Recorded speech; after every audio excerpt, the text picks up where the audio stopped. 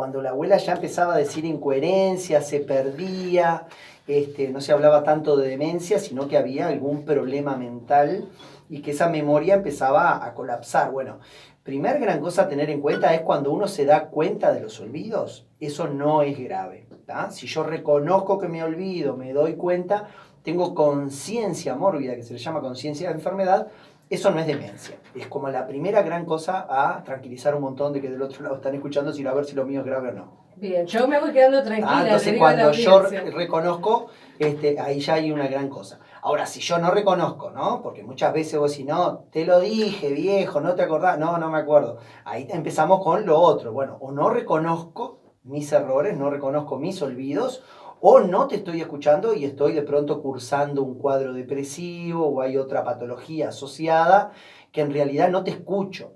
Uno tiene que tomar en cuenta que para que uno se olvide de las cosas tiene que haber entrado esa información al cerebro, uno la retiene y después obviamente la puede evocar nuevamente cuando lo quiere recordar.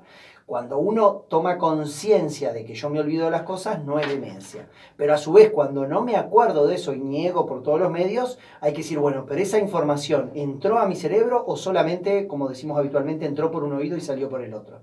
No retuve esa información. Claro, entonces, porque entrar por un oído y salir por el otro es no darle importancia. Es no darle importancia, es como que me habla y en realidad yo estoy pensando en otra cosa y no escucho. Ahí lo perdono, la perdono a la persona, la perdono, pero Ahí está. Pero en las pruebas que hacemos habitualmente en la consulta, en los test cognitivos, es primero descartar que no haya nada depresivo de fondo, lo que antes se llamaban las pseudodemencias depresivas. El paciente estaba cursando una depresión, ¿verdad? Estaba muy triste, o cursando un duelo o algo de eso, y por más que vos le hables, no va a retener información porque no le interesa. Entonces, obviamente empezaba a dar síntomas, ¿verdad? Como que tenían problemas de memoria. En realidad no era tal.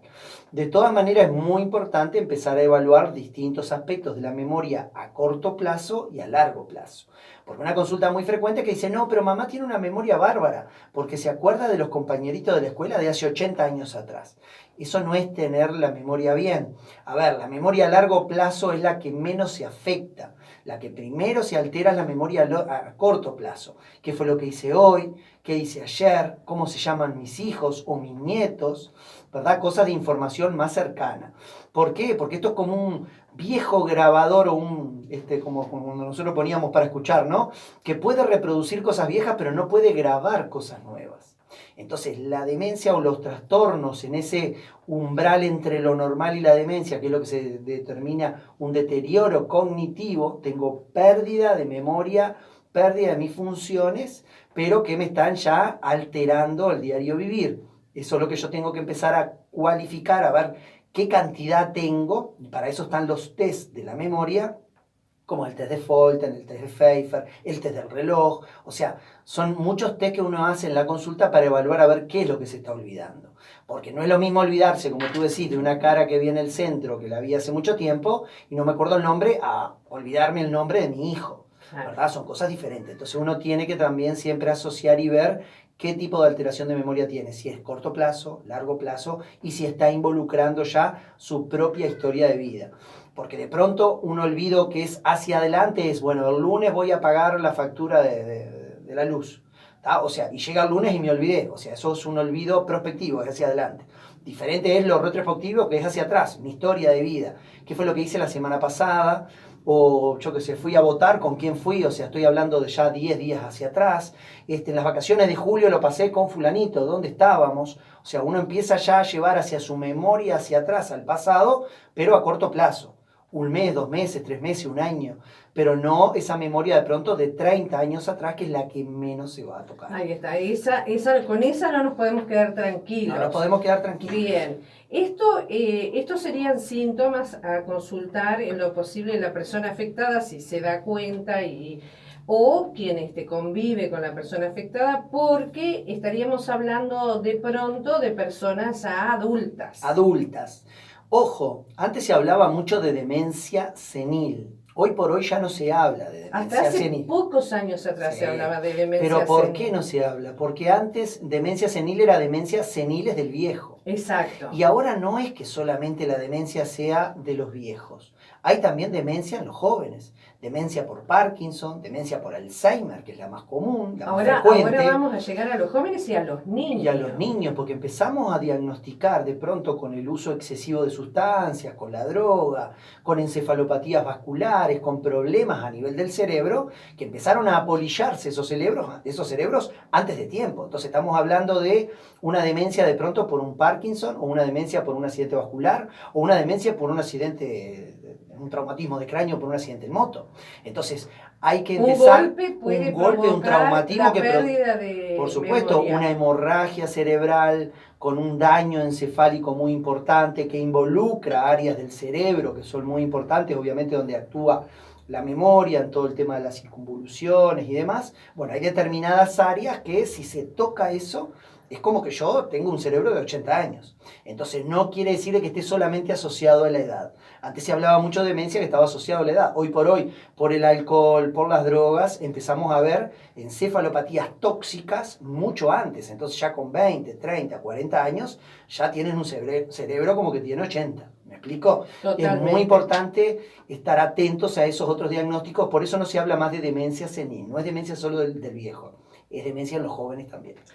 Doctor, yo ahora voy a ir a la pausa que corresponde para seguir después centrado en el tema con respecto a la pérdida de memoria por un golpe, si se recupera, no me lo conteste ahora, si hay posibilidad de recuperar, si es en un niño, en un adolescente, si es una persona joven. En las personas adultas, bueno, daba los síntomas de alguna manera, la consulta y cómo se puede parar, porque capaz que revertir sería, me atrevo a decir, bastante complicado. Así que vamos a ir a la pausa y la gente que no se me vaya de ahí porque ahora viene la parte fundamental que tenemos que escuchar. Consultas, tratamientos, ¿cómo se puede decir? La evolución. La evolución, ahí está. Vamos a seguir con la consulta. Aquí tenemos a nuestro médico de cabecera, el doctor Javier Besonar, que está, bueno, degustando el tecito, se siente muy cómodo. Está en casa, realmente. Y estamos aquí en esta charla seria, pero desenfadada de alguna manera para que hasta ahora todos se sientan súper cómodos. Hay que bajar revoluciones hasta ahora, pero enterarnos de estas cosas tan importantes. Y bueno, vamos a leer algún mensaje por aquí que dice, no es que la primavera los complique, no son...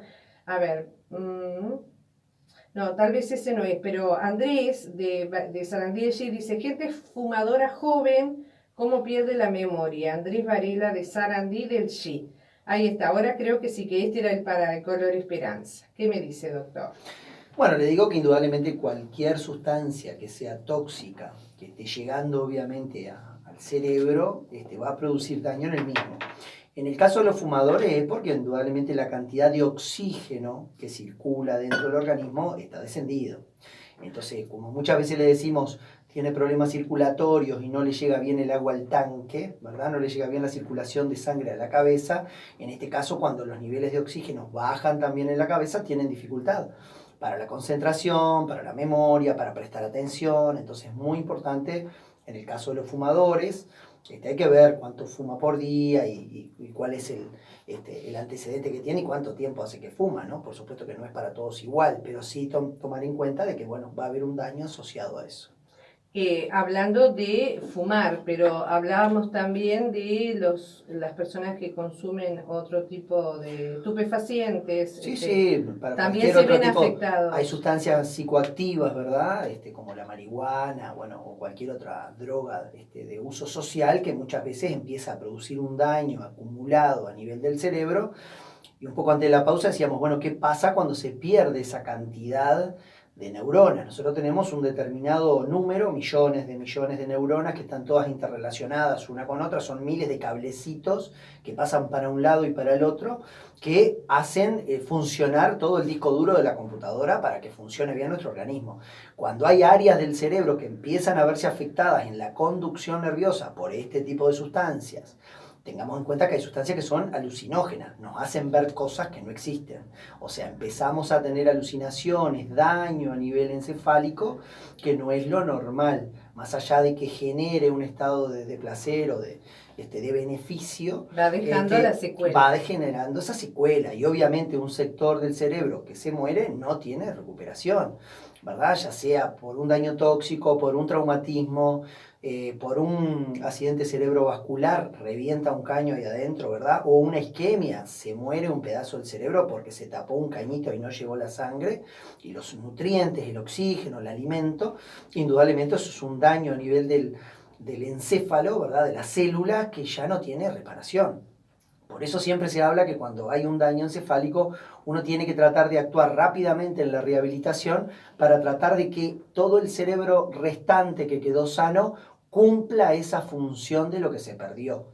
Y siempre se dice que hay entre 6 meses y un año para tratar de reactivar en otras áreas del cerebro, ¿verdad? Esa área que está perdida. Sírvase como ejemplo de pronto un accidente cerebrovascular. Tiene un infarto cerebral, hay una parte del cerebro que no funciona, el paciente queda con una hemiplegia, la mitad del cuerpo no funciona, y con fisioterapia, con estímulo, con mucha fuerza de voluntad y mucha empatía, empieza a recuperar poco a poco esa parte de la movilidad que había perdido. Bueno, eso es porque está despertando áreas en el cerebro que antes no tenían esa función y ahora tienen que salir a cumplir o a suplir esa función para poder recuperarlo. Lo mismo pasa obviamente con los problemas de la memoria. Si hay alguna enfermedad crónica de fondo, como puede ser un problema de tiroides, diabetes, hipertensión, depresión, como decíamos anteriormente, una vez que nosotros solucionamos ese problema de fondo, obviamente va a ser un alivio para ese cerebro que está un poco castigado y que empieza como a polillarse.